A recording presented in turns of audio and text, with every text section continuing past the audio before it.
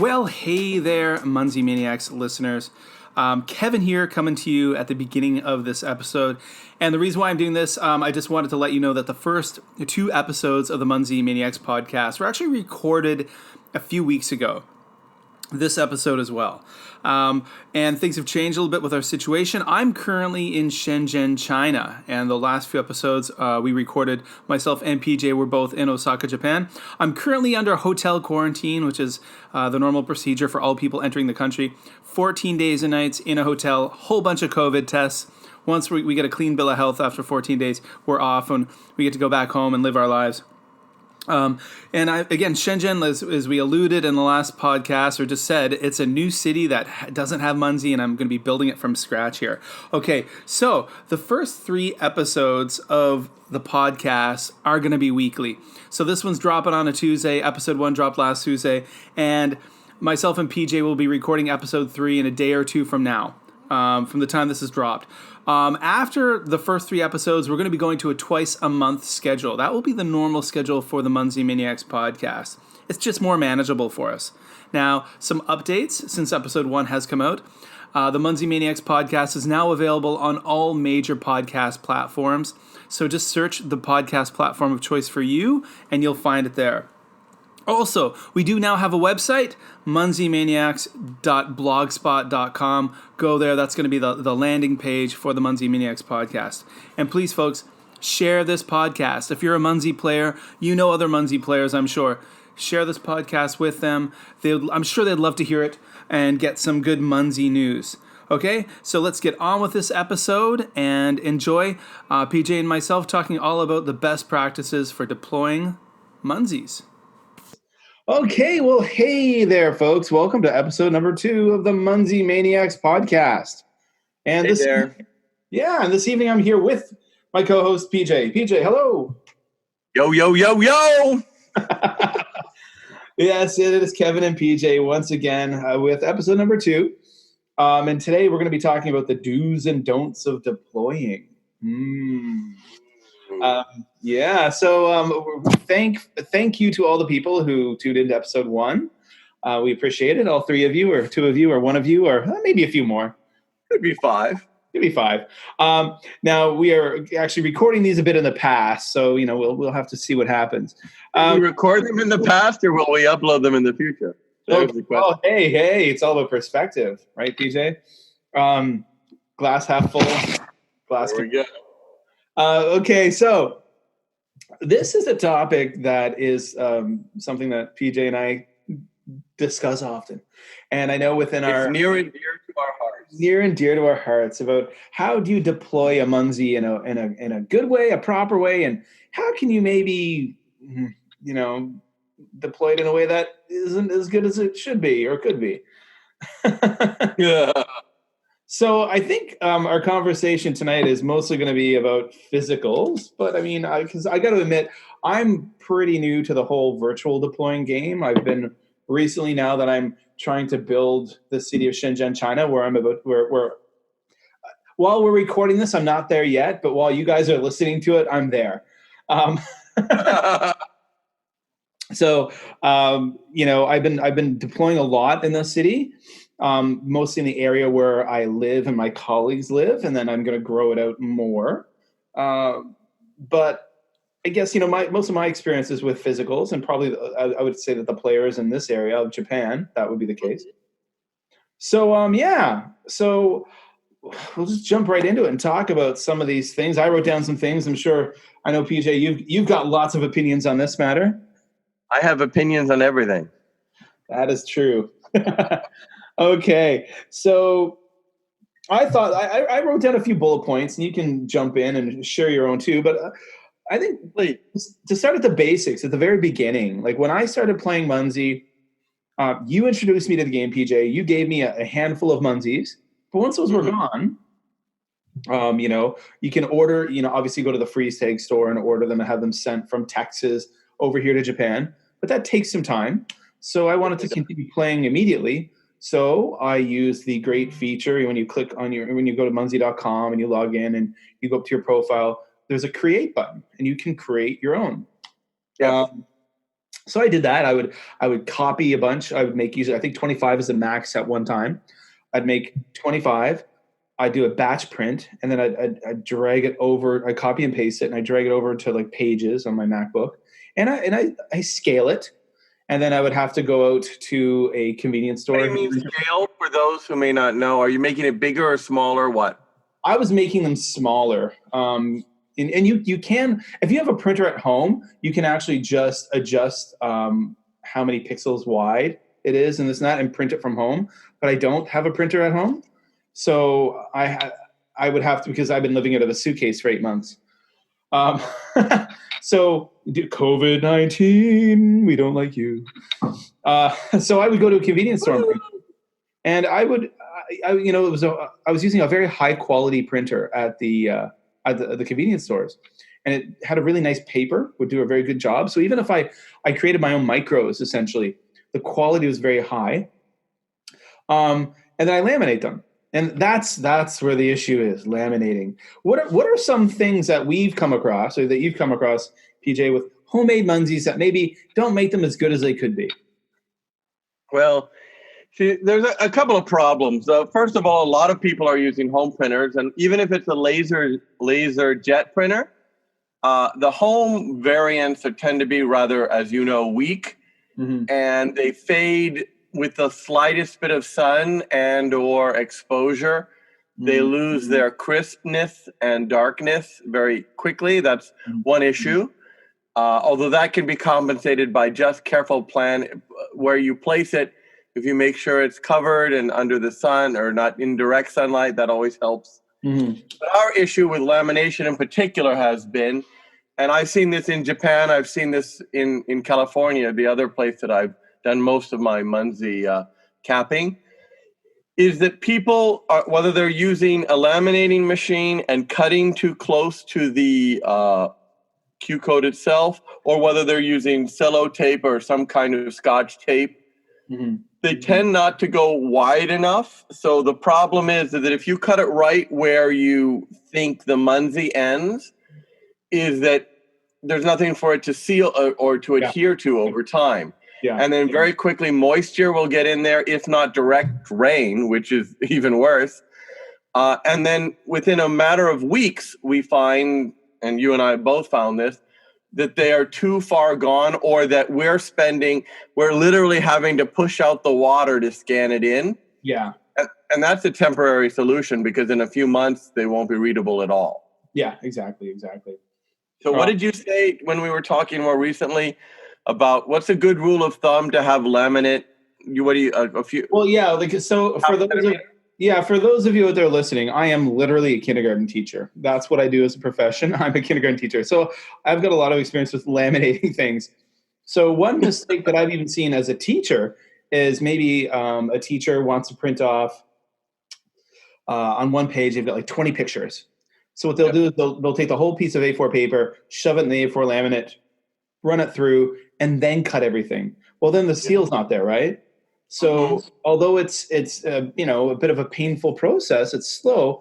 I enjoy it. I'll just put on like a video or Netflix and crack open a beer, and I'll get it crafty Munzee way. I'll take those 25 Munzees I printed, and I'll cut each individual one out on the paper. Then I use packing tape. Before. I like to use, mostly because I don't have a laminator because of my current situation of living out of a suitcase for 8 months. So I found that just packing tape was brilliant. I think better than laminate. I would take a long piece of packing tape, carefully place all of the Munzees that I've already cut on the packing tape, leaving ample space between each one, putting another piece of packing tape on top and carefully sealing them all in. And then I cut. And I make sure I leave a few millimeters. Say that again? I make sure I leave a few millimeters of tape all around the edges. So there's a seal, because I want them to last as long as possible. I'd like them to last for a few years. Because we've seen greenies that you can buy from the freeze tag store, like when we were Munzeeing up in San Richuo, that are like 3-4 years old, and they look like they were put there yesterday. Oh, I've seen 5 or 6 years old in California. Yeah, and if they're bought, then they tend to hold they hold their definition well enough. But if you print them out the home, you just have to be a little bit more careful about keeping them out of the sun. Yeah. What you just said here, though, is crucial with the laminate. You've got to have 3 or 4 millimeters on either edge for it to seal. Yeah. And we've seen a lot of people in Japan and I've seen, abroad, where they just cut it right to the paper and it won't seal because the laminate will stick to the paper for a while, but with the humidity, it needs to stick to itself, which is the other, the other side of the laminate. Yeah, exactly. Whether you're using cello tape or packing tape or a professional laminating machine, I think that, like you said, the secret is having a few millimeters border around whatever you're trying to seal. Yeah, exactly. So there you go, folks. If you're making munzees, be careful. I'm going to make a tutorial video on this at some point, and I'll let you know on the podcast when it's done, and I'll share a link on the homepage, the landing page for the podcast. So next, one thing, a note I jotted down was public property versus private property. So we've heard in the past of Munzee players saying that they've been stopped by police. They've had people yell at them, stare at them, threaten to call the police. So what's your take on this one, PJ? Well, there's 3 kind of spaces. There's a clearly public space, which I think most people don't have a problem with identifying. There's the private space, which is someone's home or a small business. And then there's that, what they call it, public-private space, or like a large corporation may have public space within their property, like a garden or a large building they have to have a certain percentage of space out in front. The public space is easy. Everybody knows that's okay. There are only a few exceptions to that, and things like schools where you have children under the age of 18, you've got to be a little extra careful to either get permission from the principal and or whoever controls the space, or just avoid it. If you have, for example, we both deployed in schools that have a personal meaning to us, and that's fine. You just do it off the property enough that you don't want to encourage adults, particularly single males, to be in a place with children without a reason for being there. And therefore, parks it depends. Like in Japan, adults and children mix much more fluidly. We don't have the same notion that in America, and I think Canada as well, parks are often divided by your function and your use. So if an adult single male walking into an area with a playground, it's a bit sus. It might make people uncomfortable. It's not a good idea. Whereas in Japan, you'll see the salaryman drinking right next to the kids playing. And so I think it's a little bit cultural, and you have to know where you're playing. But generally speaking, you've got to use common sense and decide if it's public, well, okay, then it's fine. If it's a gray area, think about it for a bit. If it's private property, just say no, unless you've asked for permission.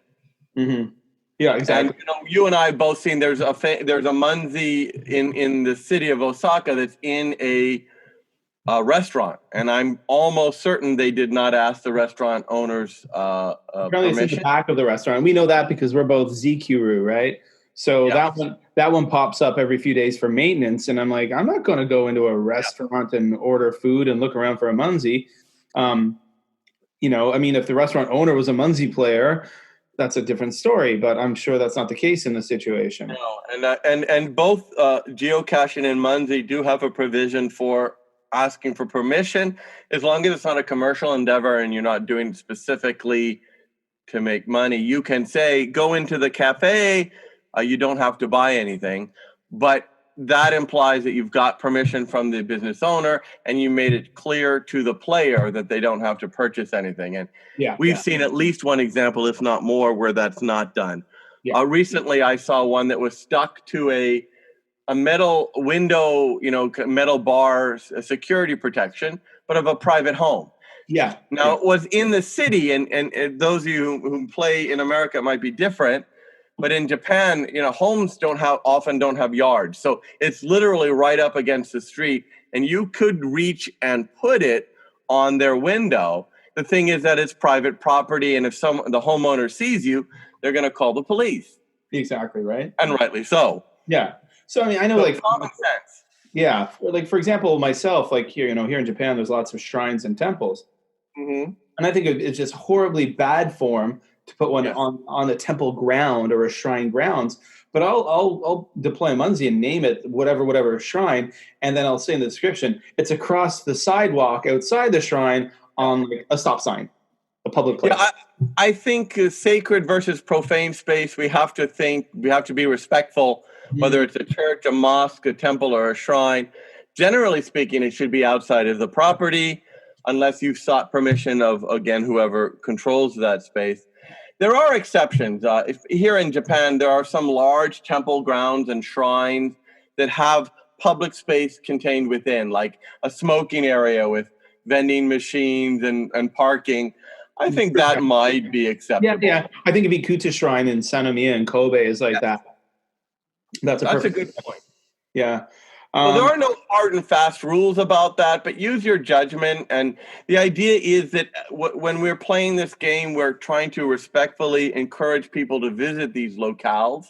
Mm-hmm. We don't want them to, right? The problem with what's the game? The Pokemon Go mm-hmm. was banned in many shrines and temples because players would go in and into their phone, they would interrupt tourists as well as prayers, or what do you call it? Those that are there for religious purposes. Mm-hmm. And so a lot of places have banned Pokemon Go. Mm. And we don't want that for Munzee. So again, like Kevin said earlier, generally outside the property is best. If it's a particularly large property and it has a profane space inside, that's a gray area. Use your judgment. But yeah, think about this ahead of time, who may object to what you're doing. And unlike, let's say, for example, geocaching, mm-hmm. Where you could put something in a bad spot and they can muggle it, they can take it away, but it won't come back to you. This is a game with a QR code. If someone looks hard enough, they can find out who you are. So you really have to think about your, as well as the game responsibility. Mm-hmm. I don't want to create trouble because a cop or a groundskeeper could scan it, find out it's a game, download the game, and then find out who the owner is and complain. And I don't want those complaints coming to me, and I don't want the game to look bad itself. Yeah, exactly. Especially when we're where we are and where I will be soon, we're trying to encourage growth. Yes. And we're building the game. Okay, so...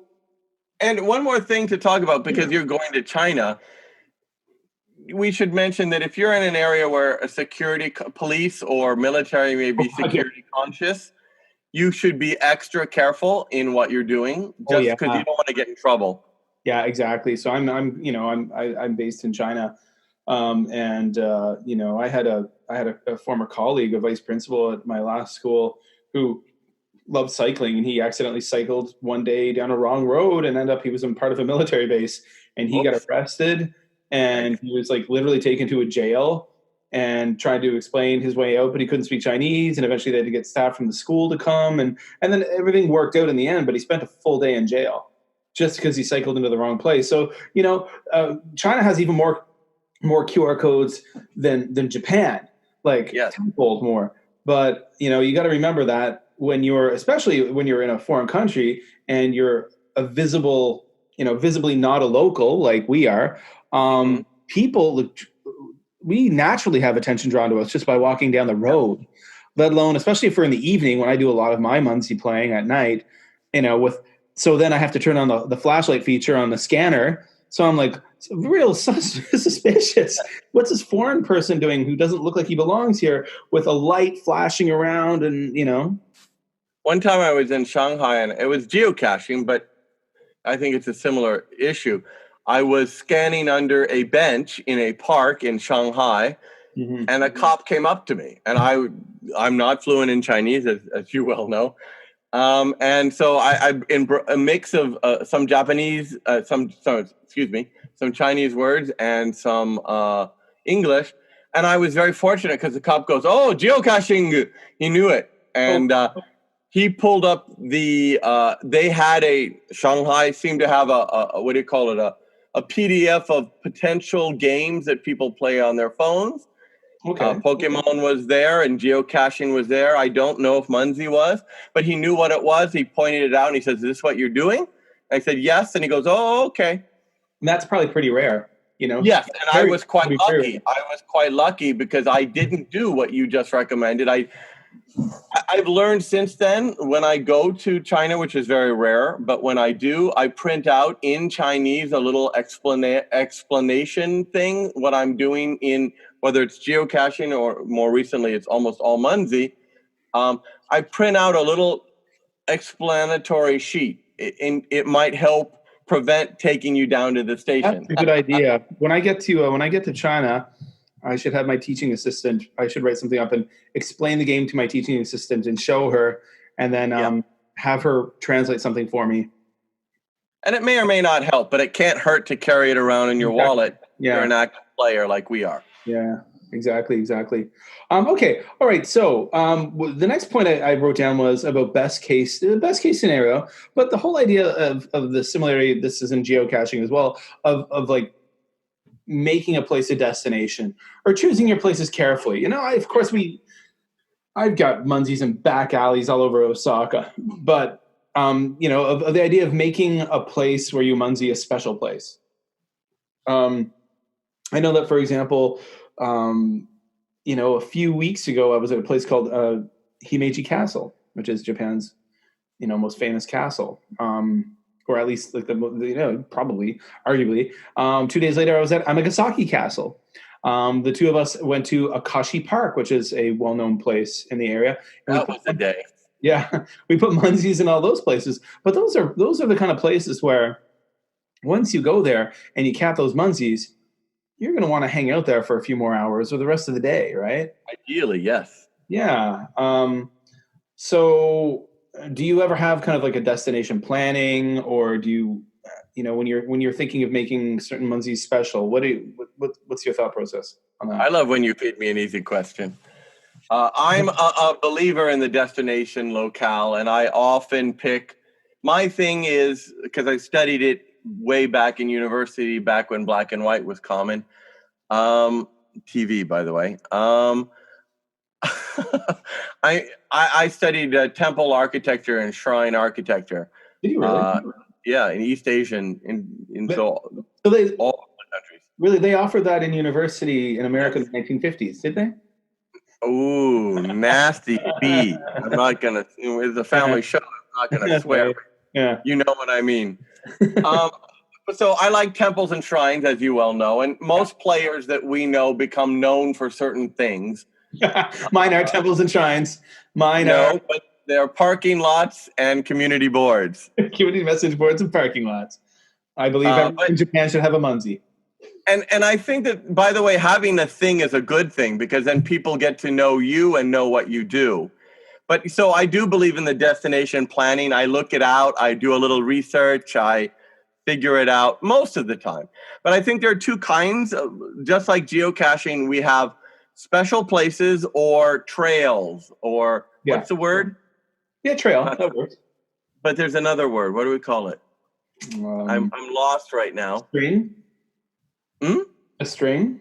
Yes, thank you. That'll do. String of Munzees? Where you're doing a series of Munzees as tightly as they can be within the spacing parameters, like on a bridge or a famous street or a path that you all. You got a great examples here in the Kansai region, where we have the Munzee player Japanian, who has like this long river, like that goes kilometers. It looks like a spider web because they go out in radial. Kilometers and kilometers long, and then where like the offshoots, but you can see there's a very clear, deliberate, placement of everything. What he's doing, So what we've done before, when we've gone down there to that part of the Kansai, we literally get off a station and then can walk along this river capping and eventually go to another train station a few kilometers away. And I think those are the two issues. You either pick a spot that's special to you or has cultural or some kind of significance, or you pick a line, you make a plan. It doesn't matter, either will work, but it's purposeful. And I think that makes a difference. There are some that are not. We both have, is someone special in the room that wants to introduce himself or herself? There's a little girl who just walked into the room. She is say hello. Simiko Neko, who is a 7-year-old Munzee player. Hey. Hello.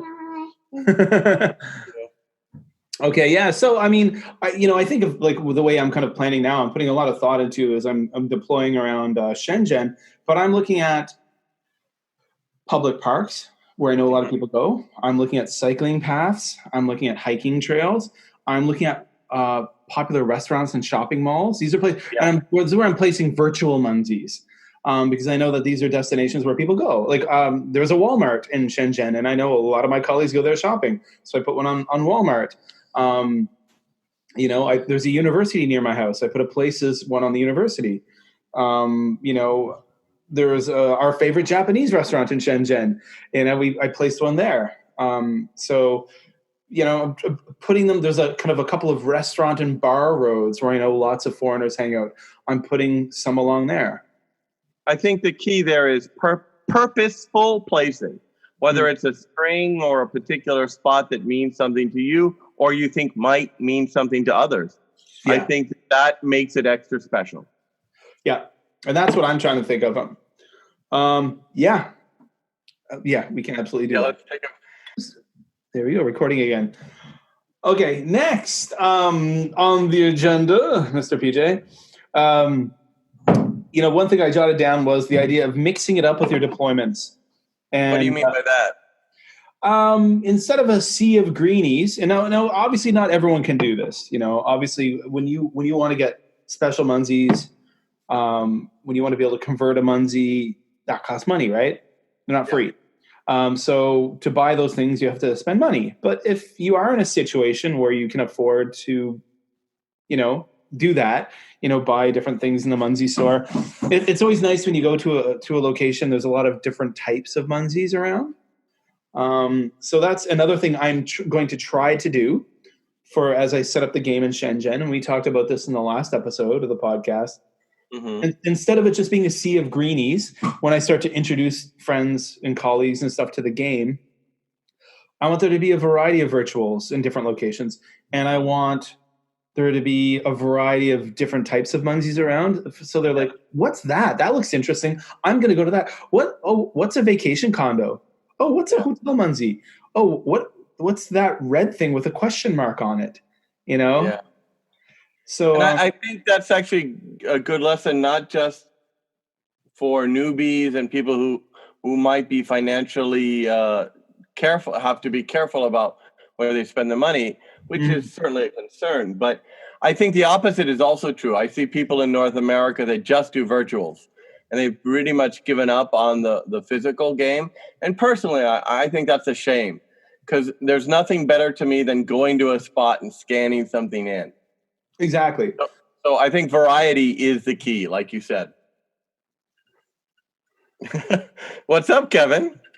The one of the 3 players of Munzee and her family, Simiko Neko, she's quietly slid the door open and is literally watching me with a pair of binoculars.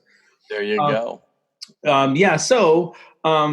I think that's something that's actually taken me some time to learn. I've been playing for the last 8 months, playing the game, 7 months, been playing the game. Yeah.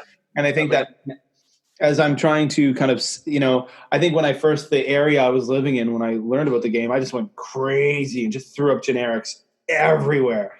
It's just like this massive spider web, but not a pretty spider web. Now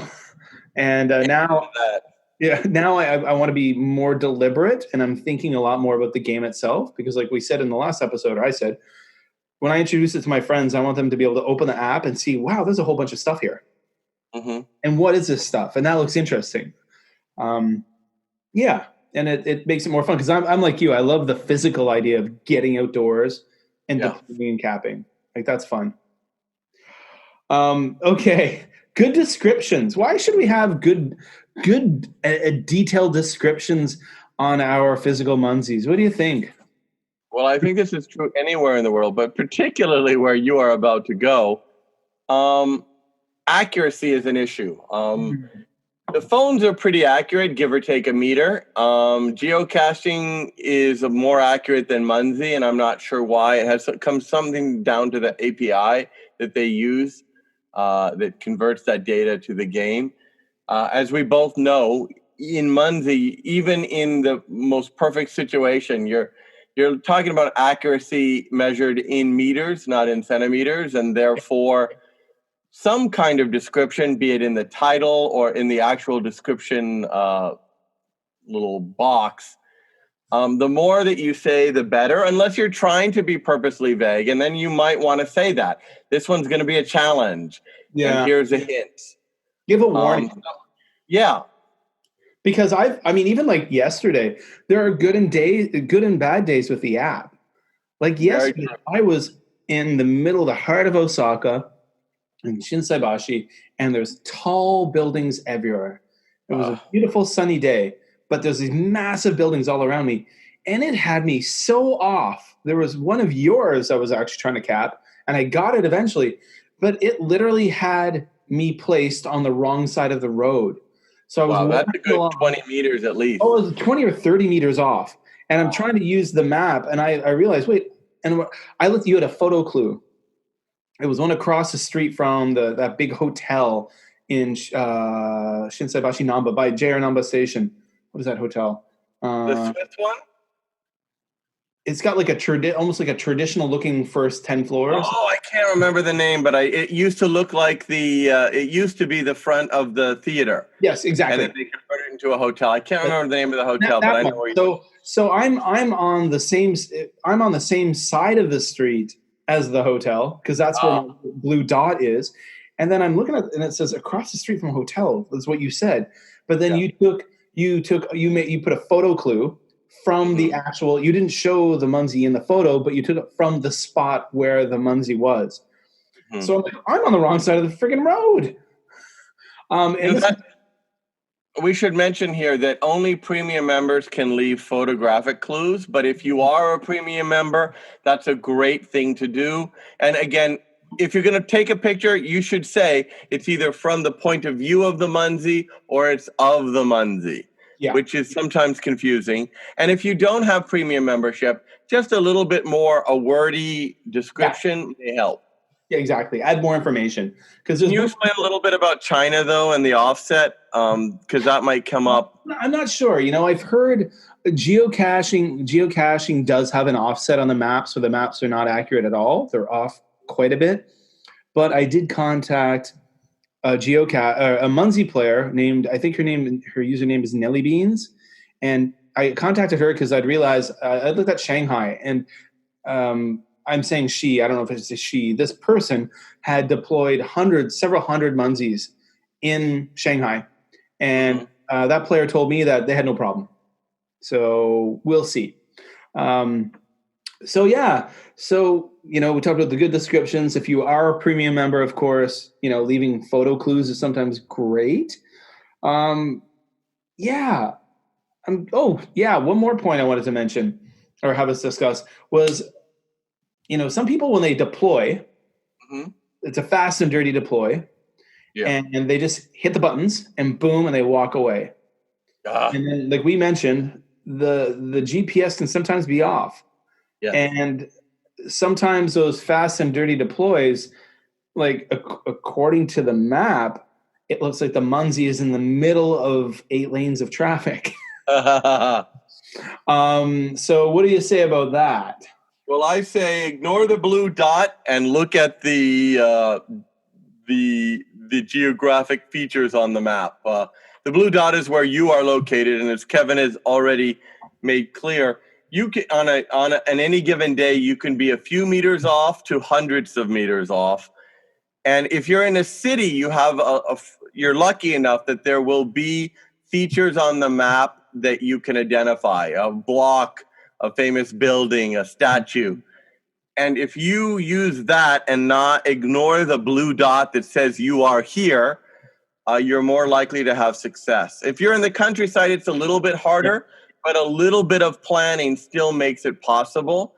Yeah. I think the secret here is, and both of us came from geocaching, where we're used to a slightly better accuracy, although still potentially off, but still more accurate than in the game of Munzee. So I know that with Munzee, I give it a little bit extra effort to make sure, and even the perfect player still makes mistakes from time to time, but make sure, okay, am I on the right street? Am I on the right front of the right building? Am I placing it where I believe I am and not where the blue dot says I am? Yeah, you were with me just like last week, I think, in the neighborhood that I'm staying at the moment, and it's old downtown Osaka. So there's lots of winding little alleyways everywhere, and it's like a spiderweb of streets. And you were looking for a Munzee that I deployed, and I completely had it on the wrong place in the map. And even I've been cautious about that. So that's even the best people can have trouble. I've deployed more than 1,000, and it was just like I placed it. I dragged it around and the icon, and I put it in the wrong place. Well, I don't want to keep folks too much longer. So one more thing. Can I just say right there, though? I know for time, but if you think it's in the wrong place, if you're having trouble, in some games like geocaching, you can flag it as unfound. I would be very leery of doing that here because it quickly puts you on a need to repair list that takes it off the active map. I think if you're not 100% sure, you leave a comment, not found signal. I'll often say, hey, or even when I find it, like I found one of yours and I thought, well, it's fine, but the picture was misleading. So I'll leave that comment. Mm-hmm. And the idea is that the owner will get to those comments eventually and maybe ignore it or not, but they'll see it. Mm-hmm. And I think that's much better. Recently, I had a player with very good intentions tell me, well, one of mine was mislabeled. I had spelled the name of the location incorrectly. And, I'm not fluent in Japanese, and I don't think that was the issue. I think it was more of a typo. But in any case, unfortunately, what he did was flag it as needs repair. When all it really needed was a better description and a correct spelling of the title. But because it was needs repair, I had to physically go, and it's in a different city. I had to go and recapture it to prove that it was still in play. Yeah. So I think people should be, if you're coming from games like geocaching or other types of games, I'd be very careful about flagging something as missing and or needs repair unless it clearly meets those categories. Yeah, exactly. Like I've literally seen a Munzee, and this is for another episode. We can talk about this kind of thing, like replacing Munzees and stuff. My son found it. We were in Kanazawa at the train station in Japan, and there was a Munzee, and it was a very accurate location. The description, we found it, and it had been painted over. Yeah. So it was on the back of a sign, and the maintenance people had come by and painted the whole sign, and there was literally a thick white layer of glossy paint, and you could see the Munzee. It was a greenie. There. It was like there was a sticker under that paint. So being Zikuru, I was able to just replace it, and I put another one like right on top of that one. Another thing we have in Japan, the problem is, people put them on vending machines. Well, in that same place in Kanazawa, a whole bunch were on vending machines that had clearly been removed since the 4 years ago that they were put there. I recently had an issue with one of yours, and again, it was pretty recent. But they just so by coincidence replaced the vending machine. Yeah, exactly, right? Okay, one last thing before we wrap stuff up tonight. Okay. The only thing we've already mentioned virtuals a bit with like the purpose of putting them purposefully. Air mysteries, man, near water. You're the one who mentioned that to me one time. Well, not just Air Mysteries, but any game, they're called game virtuals or game Munzees, where they deploy after you find the initial spot, the GZ, you scan in, it will then either create a series of virtuals or it will attach to physicals. Now, if it attaches to physicals, that's fine. Second and third round, because they're already good. Someone got them to begin with. But if they're virtual, the problem is if you deploy next to a lake or a military base or a sports stadium, which I recently did, and you found yourself, You scan the original, no problem, but it put its secondary virtuals, placed it because it's an AI that's not actually looking at the map very clearly. It could be in the middle of the ocean. It could be in the middle of a structure that you cannot enter.